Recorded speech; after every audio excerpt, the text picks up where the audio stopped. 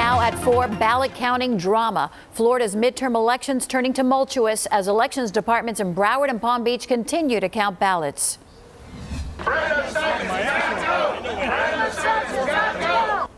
Now, as the votes are being counted, protesters rally outside the Broward Supervisor of Elections office. And as you hear, they're calling for the removal of Dr. Brenda Snipes. And a hearing just ended concerning Governor Rick Scott's lawsuit, finding Snipes is in violation of the Florida Constitution. And now she needs to surrender information by 7 p.m. tonight. The ballot counting controversy once again thrusting South Florida into the national spotlight, with 3 statewide races now likely heading for recount. NBC6 has team coverage from the Broward Elections headquarters in Lauderhill to Palm Beach. Let's begin with NBC6 reporter Dan Kraft live in Lauderhill. Dan?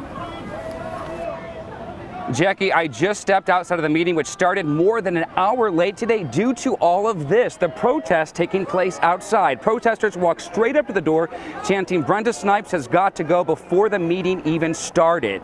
Now, let me show you what's taking place inside as we speak. Brenda Snipes was under intense scrutiny, sitting with the rest of the canvassing board going over provisional ballots. We're told they have at least 200 more to go. They're putting those ballots up on the big screen. For example, some voters put check marks on the ballots instead of filling in that dot. The board makes a decision if it's valid, then attorneys for both candidates plead their case. But Broward still does not have all of its early voting numbers in yet, numbers that should have been released by law on election night. They're numbers that could affect 3 key races, and so far, no answers as to why or how much longer this is going to take. We are requesting the reports from each ballot so that we could see how many votes were cast at each precinct. That allows us to be able to create some universe of known ballots. One of the things that's most frustrating now is that we don't even have a true understanding of how many ballots are left to count. We're all looking for answers here, and we're not getting them today. So far, Dr. Brenda Snipes, the Supervisor of Elections, has not spoken publicly to the media to answer questions. Last night, she told me it's taking so long because of the length of the ballot. It's 5 pages front and back, but that's the length of the ballot in pretty much the entire state of Florida. I have a whole lot more on that coming up tonight at 5.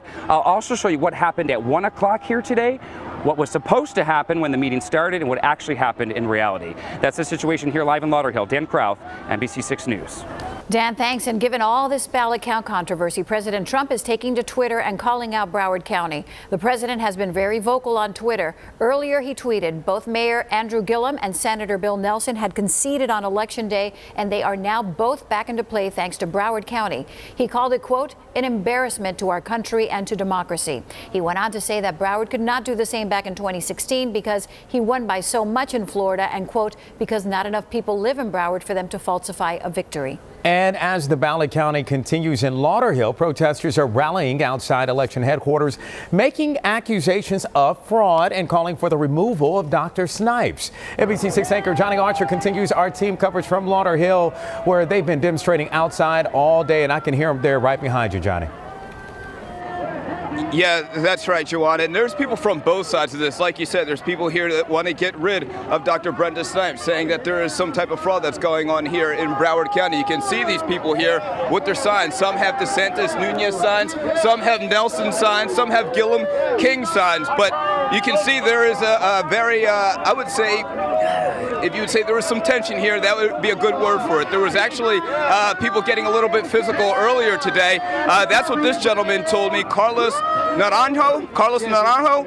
Carlos, just describe to me why you're out here and why you want people to be hear what you have to say. We have a beautiful Rasta man from Jamaica saying we got to count every vote. He was singing it. We thought it was beautiful, so we're playing it in loop.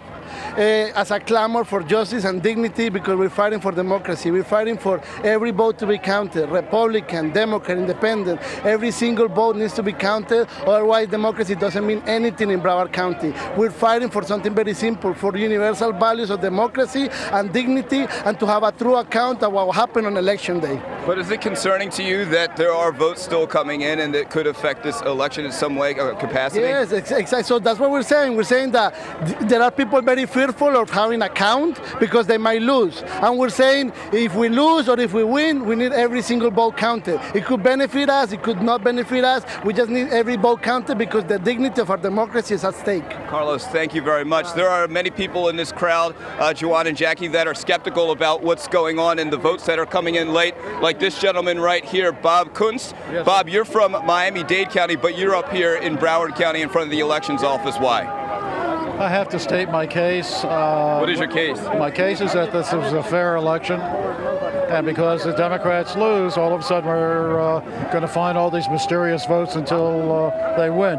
I can't believe what's going on here anymore. How many times do we have to go through this craziness? And so I wanted to state my case. I think that the Board of Supervisors here needs to be totally investigated, and as far as I'm concerned, put in jail. Real quick, Bob, one last question. Don't you think everybody's vote should count and be heard? Yeah, but how many times you want to count them? Let's do it the right way the first time. Broward goes through this craziness every single election.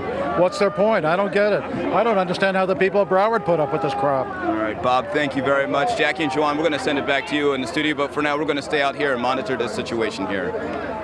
And Johnny, with the vote counting and protests going on, a Broward judge just sided with Governor Rick Scott on his request for information from Broward's embattled supervisor of elections. NBC6 investigator Willard Shepard is following the hearing and joins us live from the newsroom with more. Willard. Yeah, Juwan, this just happened just a very short time ago, and it is a victory for Rick Scott and the Republican Party in this. Let me take you inside the courtroom. The video from just a very, very short time ago. Rick Scott and a Republican committee filed lawsuit against Dr. Brenda Snipes, who runs the elections in Broward County, basically saying that she was not following the public records law here in Florida, that there was information she could provide about who voted, about how many votes were still out there that needed to be counted, and the information hadn't been turned over. They didn't make any allegations of any fraud, but Dr. Snipes' attorney said, wait a second, we're in the middle of this vote counting process, and we'll take care of the public records, but we just got it. Here's what both sides had to say. It's a simple case regarding the information that the public is entitled to. This is not a case about counting votes. This is not a case about whether ballots should or should not be counted. This is a simple case about access to information that the supervisor of election was required to have and required to provide. Right. We all recognize that we're talking about public records information here. This is all about timing. Let the record be clear. Dr. Snipes has never told them that she would not provide the information. They just delivered it 26 hours ago. Let's talk about what she's been doing the last 26 hours. This court finds, once again, Broward County is under the microscope and being viewed by the entire nation. And hearing argument, this court finds that there has been a violation of the Florida Constitution, the Florida Statute, Public Records Act, and pursuant to the applicable case law. And you heard the judge say it right there. Everyone, the entire country watching Broward County in this. She went on to say that she's giving Dr. Snipes until 7 o'clock tonight to provide this voting information that she just ruled there should be public record. The Republican attorney there said she would have been able to do this in about a 10-minute time period. And now the judge has given her up until 7 o'clock to provide this information. Jackie and Jawan, that's the latest. Back over to you. Okay, Willard, thanks. And more coverage ahead in our next half hour. Palm Beach also counting ballots. We're heading there live, and NBC6 reporter Ari Odzer will have a profile on Brenda Snipes and her background.